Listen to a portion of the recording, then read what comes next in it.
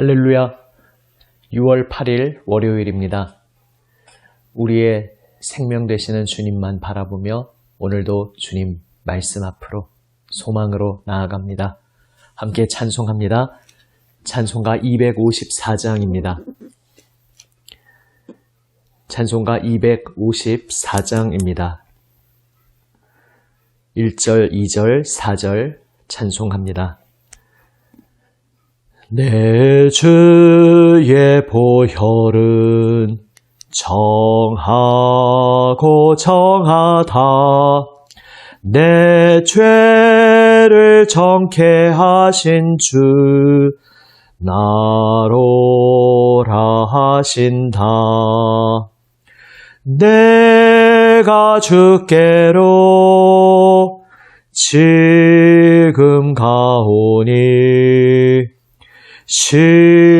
십자가의 보혈로 날 씻어주소서. 약하고 추해도 주께로 나가면 힘 주시고 내 추함을 곧 씻어주시네.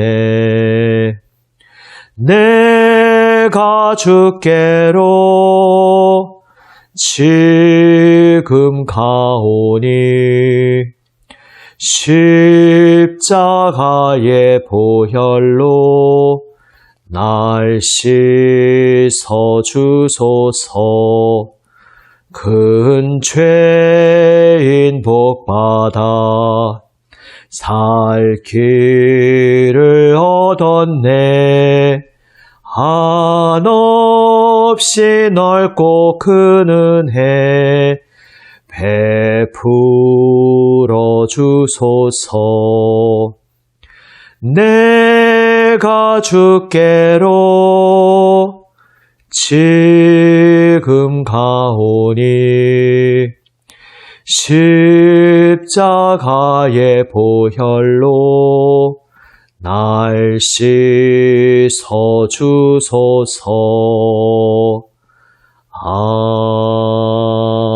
아멘.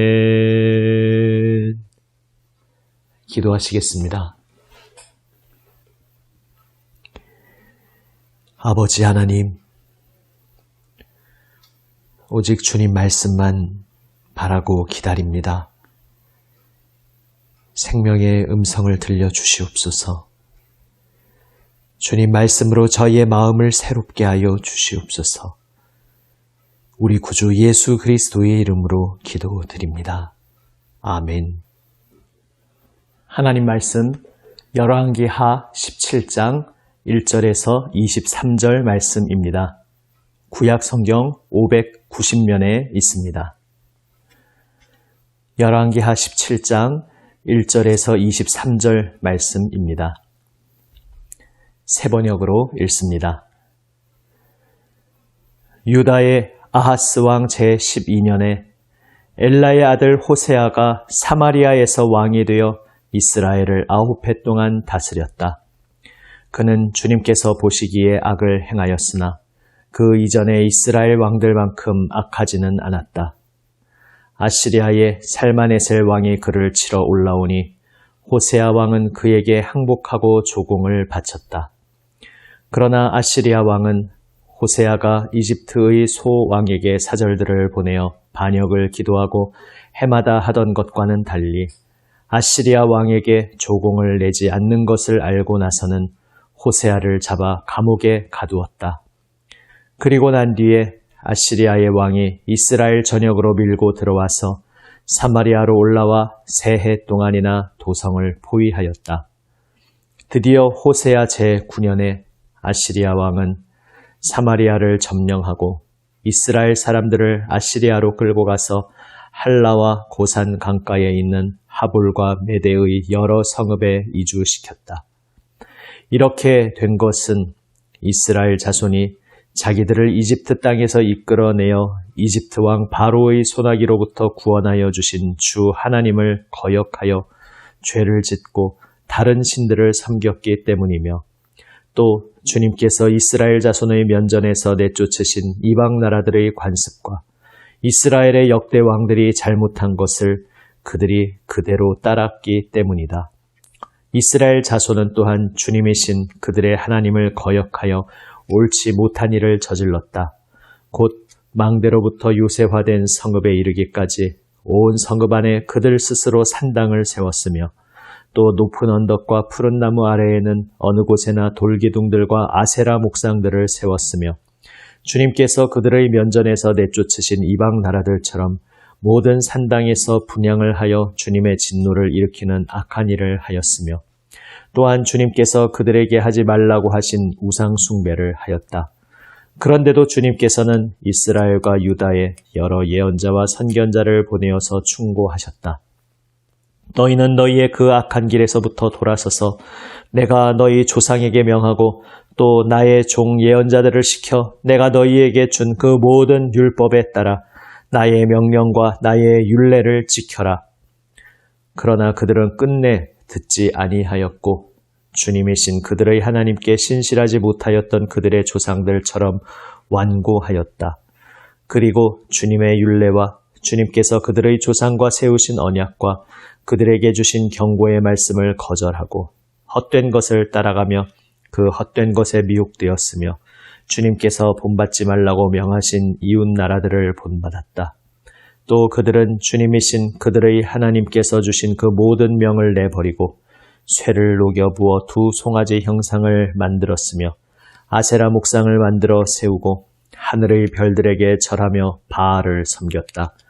그들은 또한 자기들의 자녀들을 불살라 제물로 바치는 일도 하였다. 그리고 복술도 하고 주문도 외우며 주님께서 보시기에 악한 일을 함으로써 주님께서 진노하시게 하였다. 그러므로 주님께서는 이스라엘에게 크게 진노하셨고 그들을 그 면전에서 내쫓으시니 남은 것은 유다 지파뿐이었다. 그러나 유다도 또한 그들의 주님이신 하나님의 명령을 잘 지키지 아니하고 이스라엘 사람이 만든 규례를 그대로 따랐다. 그리하여 주님께서는 이스라엘의 모든 자손을 내쫓으시고 그들을 징계하여 침략자들의 손에 넘겨주셔서 마침내는 주님의 면전에서 내쫓기까지 하셨다. 그래서 이스라엘은 다윗의 집으로부터 갈라졌으며 이스라엘은 느바세 아들 여로보암을 왕으로 삼았고 여로보암은 또한 이스라엘이 주님을 버리고 떠나서 큰 죄를 짓도록 만들었다. 이렇게 하여 이스라엘 자손은 여로보암이 지은 그 모든 죄를 본받아 그대로 따라갔고 그 죄로부터 돌이키려고 하지 않았다. 마침내 주님께서는 그 종 예언자들을 보내어 경고하신 대로 이스라엘을 그 면전에서 내쫓으셨다. 그래서 이날까지 이스라엘은 자기들의 땅에서 아시리아로 사로잡혀가 있게 된 것이다. 아멘.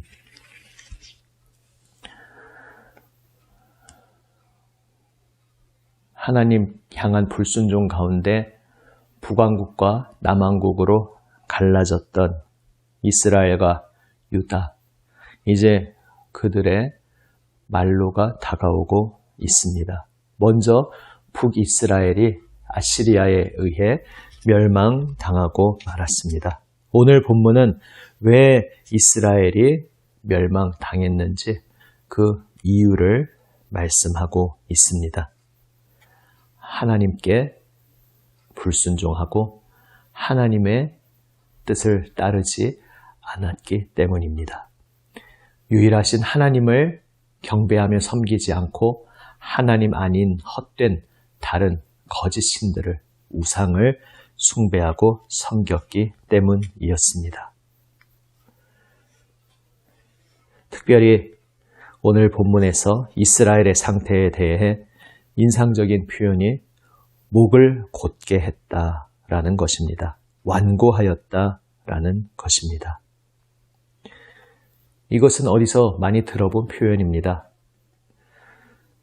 지금 이스라엘 죄악에 대해 말씀하면서 그들이 은혜를 망각하였다 말씀할 때에 7절에서 일찍이 이집트 땅에서 이끌어내어 이집트 왕 바로의 손아귀로부터 구원하여 주셨다 말씀하고 있습니다. 그때에 이집트 왕 바로는 하나님의 명을 따르지 않고 끝까지 이스라엘을 자신의 영토에서 내보내려고 하지 않았습니다. 그때 바로의 태도가 바로 목을 곧게 하는 것이고 완고한 것이었습니다. 그때 이스라엘은 똑똑히 보았습니다.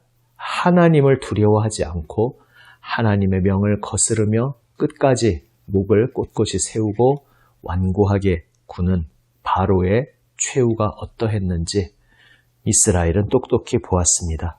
그리고 그렇게 자신이 세상 최고인 양 목을 꼿꼿이 세우고 있던 이가 참되신 주인 하나님의 손 앞에서 어떻게 무너지는지 심판받게 되는지 똑똑히 보았습니다.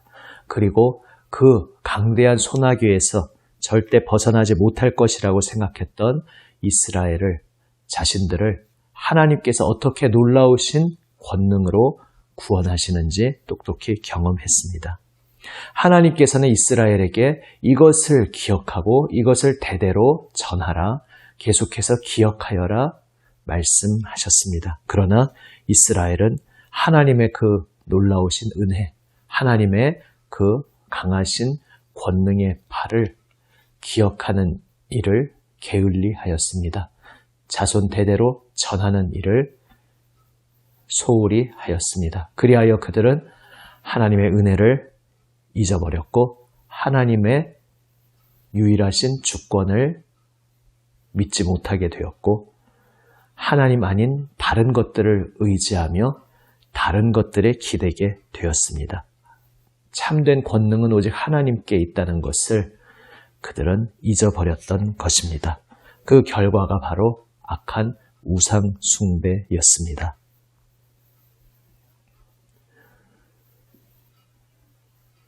하나님을 거스르던 바로 왕의 그 태도, 목을 곧게 세우고 완고했던 그 모습, 그리고 그 모습의 최후를 똑똑히 보았으면서도 이스라엘은 배우지 못했습니다. 그리고 그 바로 왕의 전철을 하나님의 택함받은 백성인 이스라엘이 안타깝게도 따라 걷게 되었습니다. 그리고 그렇게 바로처럼 끝까지 하나님의 명을 거스르고 고집을 부리며 목을 꼿꼿이 세우고 완고하게 굴었던 그 결과는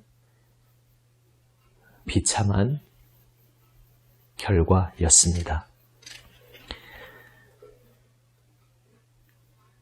우리의 모습을 하나님 말씀 앞에 두렵고 떨림으로 돌아보기 원합니다. 목이 꼿꼿이 서고 완고해지는 것은 패망의 지름길입니다. 교만은 패망의 선봉 지름길인 것입니다. 하나님의 말씀 앞에 엎드리지 않는 것이 완고함이요 목을 꼿꼿이 세우는 것이요 교만입니다. 하나님께서 주신 생명의 말씀을 귀 기울여 듣지 않고 이 세상에 눈에 보이기에 좋아 보이는 것들, 강해 보이는 것들, 유리해 보이는 것들을 이리저리 쫓아다니기에 바빴던 그들은 하나님을 따르는 일에는 소홀히 하고 다른 엉뚱한 것을 붙잡고 따르는 일에만 부지런했던 것입니다. 나는 지금 진심으로 하나님 말씀 앞에 겸손히 엎드리고 있는가? 하나님 음성에 나의 귀와 마음을 열고 주님 앞에 나아가고 있는가? 어제 예전의 모습이 아니라 바로 오늘 지금 나의 모습을 주님 말씀 앞에 겸손히 정직하게 비추어 보기 원합니다.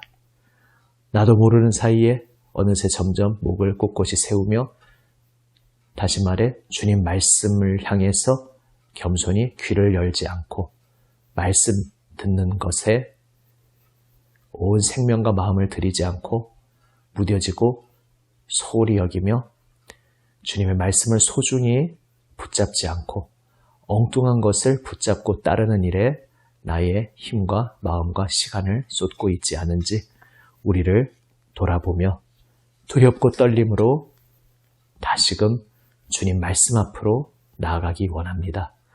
말씀을 놓치는 것이 바로 곧 패망이요 죽음이고, 말씀을 붙잡고 말씀 앞에 겸손히 엎드리는 것이 바로 우리의 생명입니다. 우리의 생명 되시는 주님의 말씀만을 겸손히 붙잡는, 주님 말씀 앞에 겸손히 엎드리는 우리 모두가 되기를 원합니다.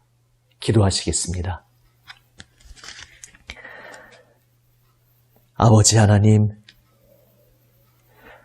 목을 꼿꼿이 세우고 완고해지는 어리석은 길로 빠지지 않게 하여 주시옵소서. 하나님 말씀을 간절히 구하며 그 말씀의 귀와 마음을 여는 것을 소홀히 하고 소중히 하지 않는 어리석음에 빠지지 않게 하여 주시옵소서. 겸손히 주님 말씀 앞에 나와 저희의 온 마음을 말씀을 향하여 열고 온 마음 다해 말씀에 귀 기울이고 말씀을 마음 깊이 새기고 묵상하며 그 말씀 붙잡고 주님 말씀 따라 오직 살게 하여 주시옵소서. 우리 구주 예수 그리스도의 이름으로 기도드립니다. 아멘. 하늘에 계신 우리 아버지, 아버지의 이름을 거룩하게 하시며 아버지의 나라가 오게 하시며 아버지의 뜻이 하늘에서와 같이 땅에서도 이루어지게 하소서. 오늘 우리에게 일용할 양식을 주시고 우리가 우리에게 잘못한 사람을 용서하여 준 것 같이 우리 죄를 용서하여 주시고 우리를 시험에 빠지지 않게 하시고 악에서 구하소서.